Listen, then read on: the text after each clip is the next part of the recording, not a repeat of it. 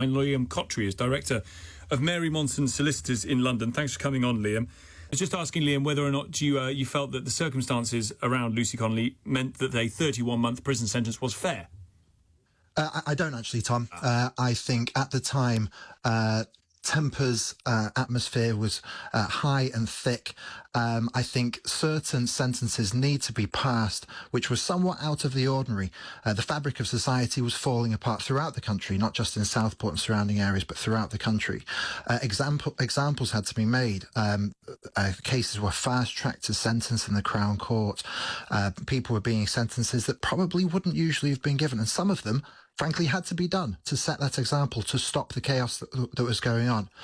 Lucy Corcoran, however, getting mixed up with your previous caller, Connolly. The sentence she was given, I felt, was severe.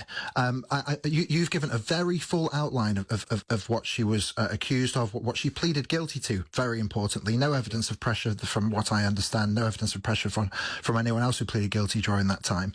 And there was more than just that single tweet. There was a lot of background, other tweets as well, inciting racial hatred, and her reason for doing so through text messages, which were served by the Crown on the court and were there for everyone to see. Text messages? Yeah, there were text messages about how she was going to play the court, play the mental health card, and so on, showing the thinking behind what she was doing. But regardless, she pleaded guilty.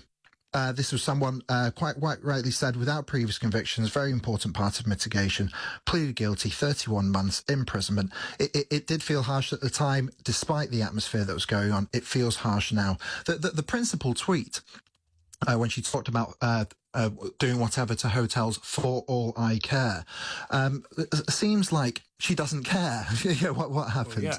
Well, yeah. And I think it was mainly because of that tweet that they looked at others. But that tweet on its own, it made me feel a little bit uneasy. I'm a defence lawyer. You know, I look at ways to make sure that people are guilty of things rather than pleading guilty to something that they've not done. But I think that just led to a web of material that the police found and felt she had to be charged. And she pleaded guilty, of course. Do you think, Liam, that if a similar set of circumstances, a similar tweet happens now about asylum hotels, someone puts it up there for 3.5 hours, that they would get a similar length sentence? Or is she a victim of... I don't think so. She's a victim of the sort of, in a sense, the circumstances in which she tweeted it because the country was struggling? Well, I'm reluctant to use the word victim because, of course, she's not a victim, but principally, but beyond that, she should have known what she was doing within the circumstances of the time, and that is how people are sentenced, and somewhat rightly so. I think we need to look at the broader picture in the times that we were in, but those times, we're talking about a 4-week period. I'm talking more months, years, and so on. Yeah, perhaps she was. I'm reluctant to use the word victim, but perhaps she was under those circumstances. I don't think the same thing would happen now. Liam, thank you very much indeed. Liam Cottrey is Director of Mary Monson Solicitors in London.